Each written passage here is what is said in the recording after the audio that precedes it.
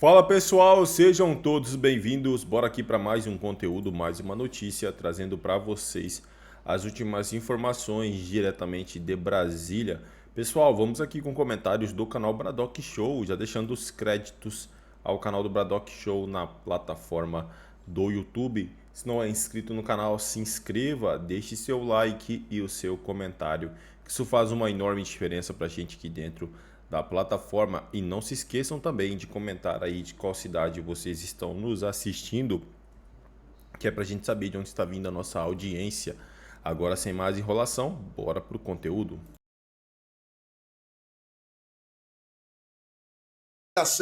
Que o ministro do Supremo Tribunal Federal, Cristiano Zanin, que é presidente da primeira turma do STF, marcou para os dias 25 e 26 de março o julgamento que pode tornar o ex-presidente Jair Bolsonaro e outros denunciados réus pela tentativa de golpe em 2022. Essa é uma notícia que acaba de ser publicada. Mais cedo, o ministro Alexandre de Moraes, que é relator do caso, havia enviado esse documento, a documentação, no processo ao colega Zanin, definindo a análise de forma presencial.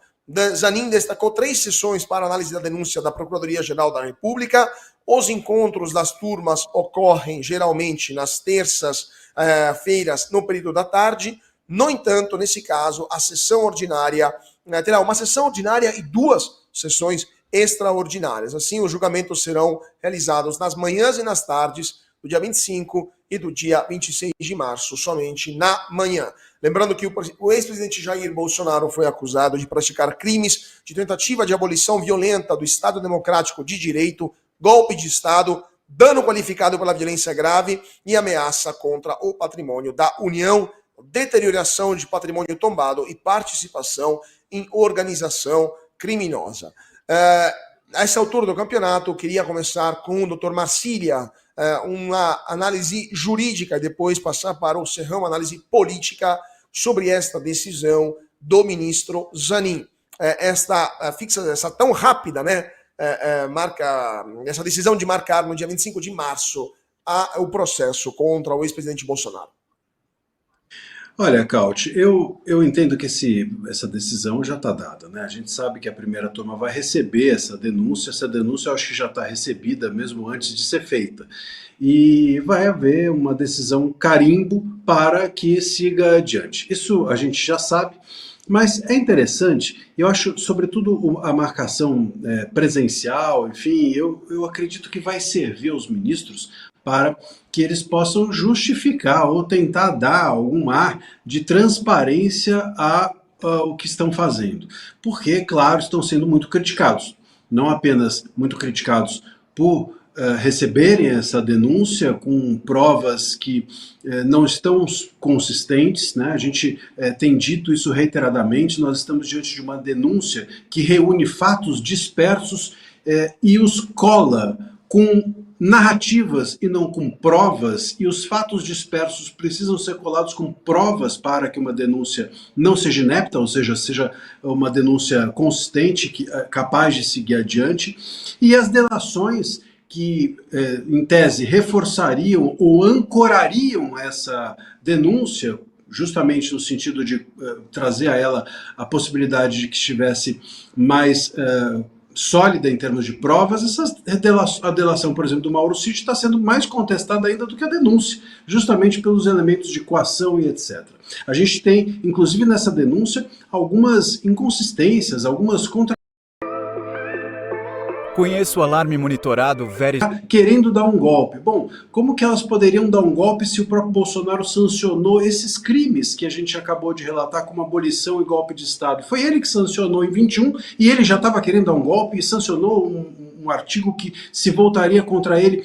Então, contradições como essas estão pouco explicadas e talvez a primeira turma, nesse momento, tente, de alguma forma, referendar ou tente, de alguma forma, justificar juridicamente aquilo que a PGR não foi capaz de fazer na sua denúncia. Creio que vai ser mais isso. De resto, do ponto de vista prático, essa denúncia está recebidíssima por essa primeira turma. A primeira turma, eu acho que está empolgadíssima para julgá-la. Já se manifestaram a respeito disso. No momento em que a primeira turma diz que isso não vai ao plenário, que isso vai ficar na primeira turma, eles próprios já assumiram, confessaram que vão receber a denúncia. Como é que esses ministros poderiam dizer, não, eu me sinto confortável para julgar esse caso, como disse o Zanin e o Dino? Como é que eles poderiam dizer, não, isso não deve ir ao plenário e sim ficar na primeira turma, se houvesse a possibilidade de que a denúncia não fosse recebida? Então, se eles estão assumindo que podem julgar e não estão impedidos, e que não devem ir ao plenário e ficar na primeira turma, confessaram, já que receberão a denúncia no estado em que está, e esse julgamento é mero carimbo, uma tentativa de justificativa à sociedade do porquê que uma denúncia inepta vai seguir adiante dentro do STF.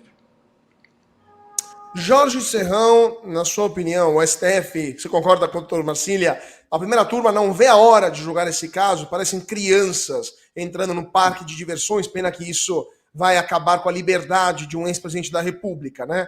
Qual a sua opinião do aspecto político desta eventual decisão? Acompanho inteiramente o voto do relator e vamos ver aí as complicações que vão acontecer, que agora tivemos também novidades. O ministro do Superior Tribunal Militar, Flávio Bierrenbach, também apresentou agora uma denúncia contra Bolsonaro e a turma, né, e o pessoal. Então, esse caso aí começa a ser julgado no dia 25, 9h30 da manhã, depois ele deve ter um prosseguimento no dia 26, 9h30 da manhã também, e a próxima sessão deve ser no dia 1º de abril. Talvez haja necessidade aí de 3 sessões para dar uma concluída nesse aceite formal da denúncia e provavelmente até uma celeridade do julgamento, porque tudo pode acontecer.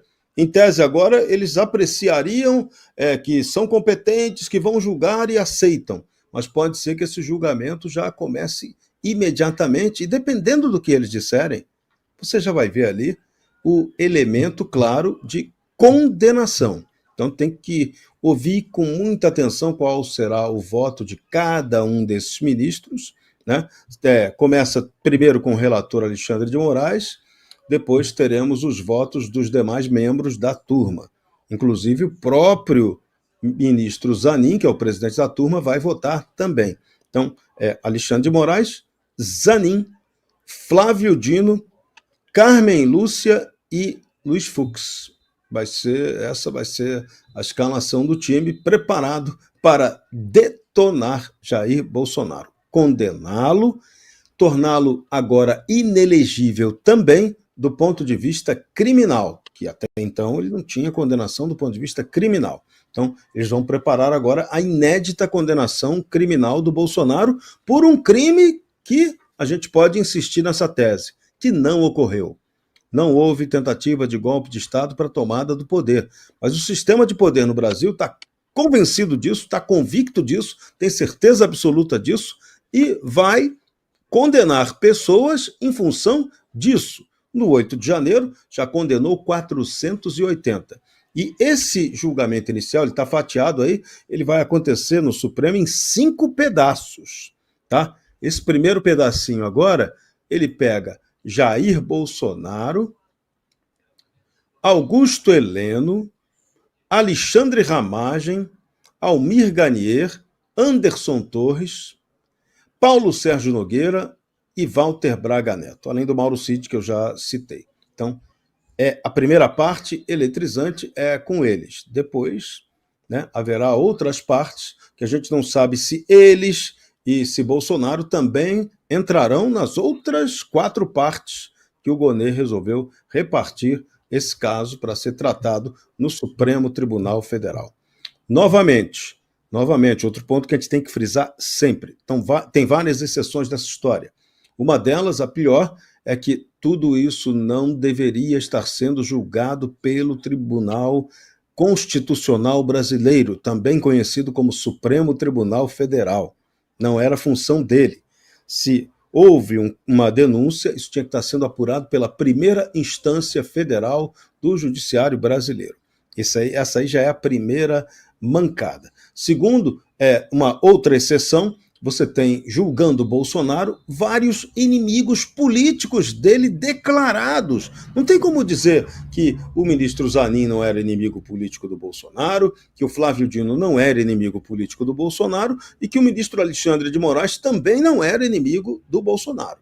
Você pode aliviar um pouco a barra aí da Carmen Lúcia e totalmente do Luiz Fux, que nunca falou mal do Bolsonaro publicamente. Mas os demais, caramba, não poderiam estar participando desse julgamento pela questão da suspeição do juiz. Mas, de novo, estamos no módulo exceção. E no módulo exceção, né?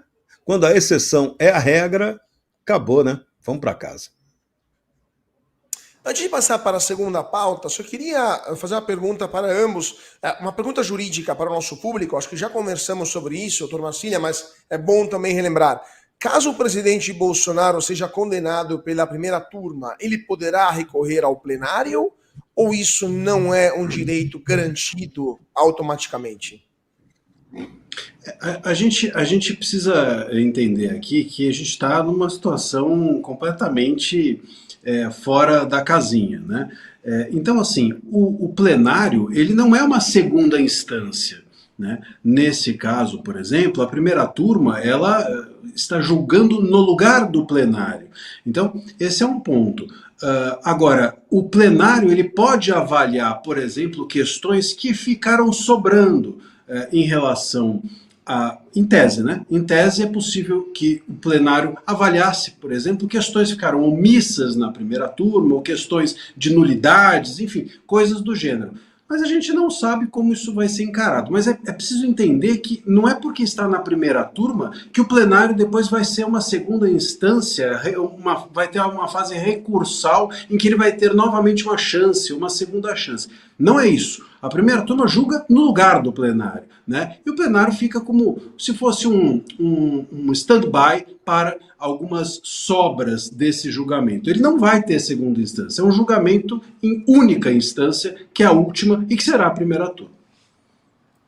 E agora a pergunta para... É isso aí, pessoal, e vamos aqui para mais uma notícia. Por causa do atual cenário econômico, a Azul encerra operações em mais 9 cidades brasileiras. Ponta Porã, ponto estratégico na fronteira sul da América do Sul, também sofrerá com o fim das operações da companhia.